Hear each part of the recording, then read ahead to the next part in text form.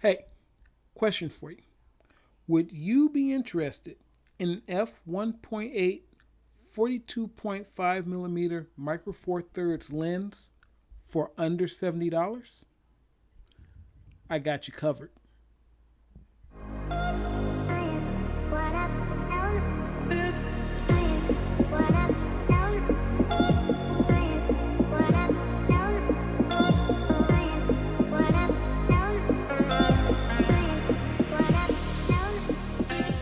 This is the Xiaomi Yi 42.5mm f1.8 lens for micro four thirds.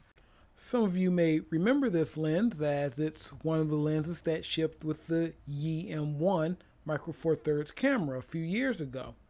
They don't sell the camera anymore, but they do still sell these lenses. You can grab them off eBay for about $70 or just a little bit under. Now, these lenses are fully automatic. This switch is for macro or normal. It's not for auto or manual. So if you don't like auto lenses, this is not for you. Micro four thirds mount, as I stated before, it's got a good feel to it. It's a metal lens with some nice glass in there. You can check that out right there. This lens comes with a nice hood and a polarizer, which I've never seen, or at least I've never gotten one before with the purchase of a lens. Maybe a lens hood, but never a polarizer. But I shouldn't be too surprised because Yi is known for giving you more bang for the buck. I mean, they did make the Yi 4K action camera and Yi Light that everybody went crazy over just a few years ago. You can see reviews of some of those over at Worth or Not's channel. So Yi is known for quality. So the only question is, how good is this lens? Let's check it out.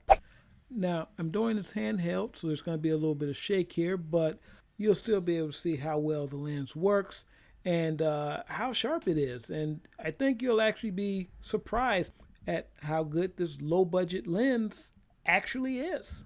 Right now, it's in normal mode and it's pretty quick and snappy. It's on par with the Panasonic lenses as far as speed, and then sometimes, at least from what I can tell, it seems to be a little bit faster, particularly in macro mode, which we'll see in a few minutes. And this is a 1.7 lens, so you get that great depth of field, those blurry backgrounds that we all love so much. So if you're on a micro four thirds system and you're trying to build up a lens collection, this might be a good one to start with. I got my G7 with the 1.7 20mm prime, but for everything else I was using adapted Canon glass, and I was using a dumb adapter, so I didn't have any kind of autofocus or anything like that when I was using those lenses. So everything was manual focus. And just so you guys know, I am planning on going Sony probably next year for video production, and it's literally just mainly based on the autofocus.